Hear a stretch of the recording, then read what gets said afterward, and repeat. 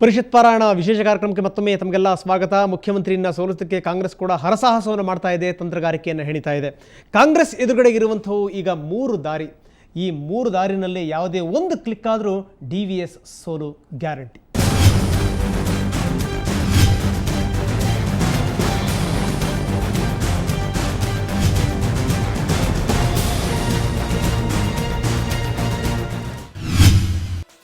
ಗೌಡರು ಸೋಲಬೇಕು, ಕಾಂಗ್ರೆಸ್ ಗೆಲ್ಲಬೇಕು. ಎಸ್, ಇದು ಸದ್ಯಕ್ಕೆ ರಾಜ್ಯ ಕಾಂಗ್ರೆಸ್ಸಿಗರ ಏಕೈಕ ಮಂತ್ರ ಮತ್ತು ಗುರಿ. ಆದರೆ ಆಡಳಿತಾರೂಢ ಪಕ್ಷವನ್ನು ಸೋಲಿಸೋದು ಸುಲಭದ ಮಾತಲ್ಲ. ಅದಕ್ಕೆ ಕಾಂಗ್ರೆಸ್ ತಂತ್ರಗಾರಿಕೆ ರೂಪಿಸುತ್ತಿದೆ. ಸದ್ಯಕ್ಕೆ ಕಾಂಗ್ರೆಸ್ ಮುಂದೆ 3 ದಾರಿಗಳಿವೆ.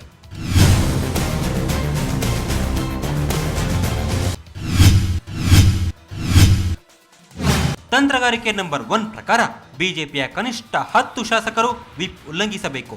ಆಗ ಬಿಜೆಪಿಗೆ 101 ಮತಗಳು, ಕಾಂಗ್ರೆಸ್ ಅಭ್ಯರ್ಥಿಗೆ 113 ಮತಗಳು ಬೀಳುತ್ತವೆ. ಮುಖ್ಯಮಂತ್ರಿ DV ಸದಾನಂದಗೌಡ ಸೋಲುತ್ತಾರೆ. ತಂತ್ರಗಾರಿಕೆ ನಂಬರ್ 2, ಬಿಜೆಪಿಯ ಕನಿಷ್ಠ 20 ಶಾಸಕರು ಮತದಾನದ ದಿನ ದೂರ ಇರಬೇಕು.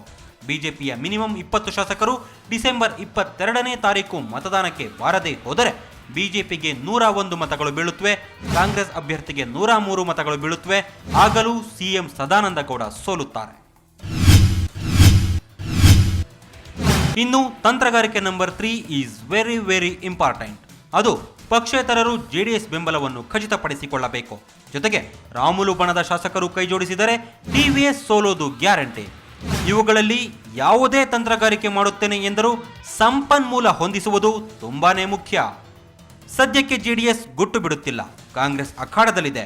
ಶ್ರೀರಾಮುಲು ಕ್ಷಣಕ್ಕೊಂದು ಮಾತನಾಡುತ್ತಿದ್ದಾರೆ. What next? ಸಿಎಂ ಗೆಲ್ತಾರಾ, ಕಾಂಗ್ರೆಸ್ ಗೆಲ್ಲುತ್ತಾ? ತಂತ್ರಗಾರಿಕೆಯಲ್ಲಿ ಇವು ಕೇವಲ ಸ್ಯಾಂಪಲ್ ಅಷ್ಟೇ. ತೆರೆಮರೆಯ ತಂತ್ರಗಾರಿಕೆ ಇನ್ನಷ್ಟು ರೋಚಕವಾಗಿರುತ್ತೆ ಅನ್ನೋದ್ರಲ್ಲಿ ಅನುಮಾನವೇ ಇಲ್ಲ. ಬ್ಯೂರೋ ರಿಪೋರ್ಟ್, ಸುವರ್ಣ ನ್ಯೂಸ್ 24/7. ಕಾಂಗ್ರೆಸ್ ಏನೇ ತಂತ್ರಗಾರಿಕೆಯನ್ನು ಹೆಣಿದ್ರೂ ಅದೆಲ್ಲದೂ ಕೂಡ ಡಿಪೆಂಡ್ ಆಗಿರೋದು JDS ನಡೆಯ ಮೇಲೆ. 10 ದಿನದ ಒಳಗಡೆಗೆ ಇನ್ನು ಯಾವ್ಯಾವ ಚೇಂಜಸ್ ಆಗುತ್ತೆ ನೋಡೋಣ ಸಣ್ಣ ಬ್ರೇಕ್ ನಂತರ.